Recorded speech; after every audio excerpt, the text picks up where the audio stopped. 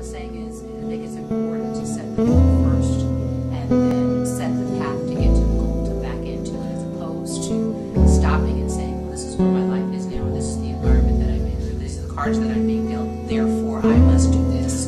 Picking where you want to go based on where you are now just doesn't make any sense at all. But that's what we all do. And it's very limiting, and then you realize you wake up one day and you're 20 years older and you didn't do any of the things that you wanted to do. Because they weren't connected to where you are now. Absolutely. Hi there, I'm Joel D Canfield, and this is the second in our series of Business Heretics videos, your friendly neighborhood business heretics. This time I'm talking to Yolanda Richardson, who has the secret code to success for young people. Yolanda? So tell me what it is, what's your dream to change the world? Because I know that's your plan. Right. You're going to change the world. How are you going to do that? My plan is to teach young people a process by which they can become employable and they can build intellectual ability. I think those two things are what is necessary to be successful, not only in life, but in business. And let me define business. I don't think everyone is meant to be a doctor or a lawyer or even require, formal education. So what happens to those who don't fall into that? They also need to have the skills and abilities to be successful just in everyday, common sense, practical application to dealing with people, one another, and goal setting, and doing the things that they need to do to be successful in life. Talk a little bit about what it is that the young folks, the kids in those generations, need to change to be able to find whatever it is they're looking for. I think what it is you're right, Joel, in terms of the differences in talking or speaking different languages between the two generations.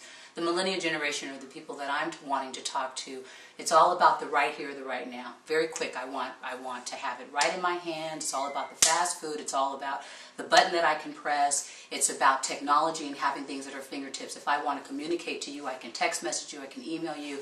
If I want to get a point across, I can reach millions of people by putting up a video on YouTube, and people can then understand me or hear me, or I can share my thoughts and opinions about life. In a business setting, people that I might be working for may not have appreciation for that. So what young people have to learn is those skills and abilities are very useful and important and is the future. But how do I get my boss to pay attention to me? How do I get my point across in a way that that person that I'm working for, who may not understand text messaging, who doesn't know a clue or have a thing about tweeting or Twitter or any of that kind of stuff, how do I communicate to them my thoughts, my goals, or ideas that I have to make the business better?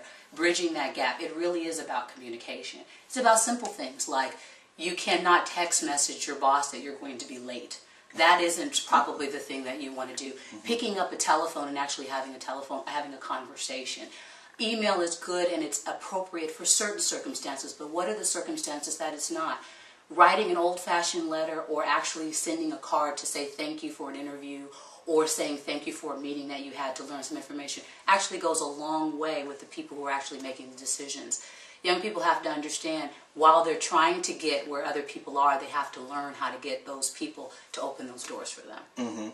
How are the things that you want to teach people going to allow them to communicate, to bridge that gap without pretending that they're something other than what they really are? I think understanding. I think having appreciation for the differences. I do hear a lot of young people who use terms like, well, I don't want to kiss up, I don't want a brown nose, and those things are not necessary.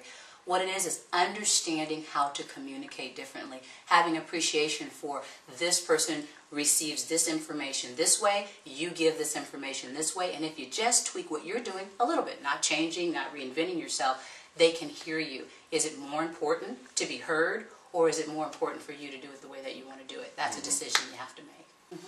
Who do you think has more work to do? Who's going to have to put in more effort to bridge this gap, or who's farther away from the middle? Who do you think's better able to bridge that gap? I actually think the millennial generation, because things are changing so quickly. I think for the older generations, even my generation, whether it's Generation X, Y, or the baby boomers, things didn't change so dramatically over time. And so you see a lot of things in business having stayed the same. Now young people, they think yesterday's computer is not the same computer you're going to need next week. The iPod has, iTunes has a new version every 2 weeks. I mean, things are changing so quickly. So young people's ability to change as things change, I think, is better. So I think they have the ability to adapt a lot faster. The young folks who figure out what those baby boomers want and how to communicate with them are going to make the connection. They win. The ones who assume that 60-year-old businessman who's got the job, who's got the money, who's got the opportunity, let him come and find me, they're going to have more of a challenge. They're going to have a challenge and they're going to be left out.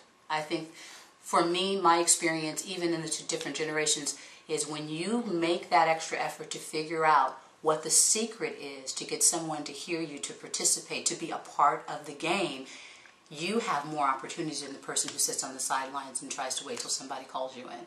So I think that's really the key to the whole thing.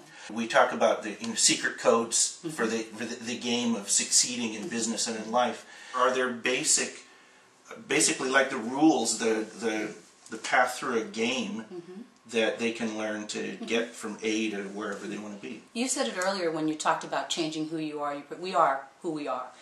But learning the rules of how to, if I do this first, or changing the order of how you do things, or moving your words around, or maybe just I'm going to go to A and B and then I'm going to go to C and D instead of going straight to D.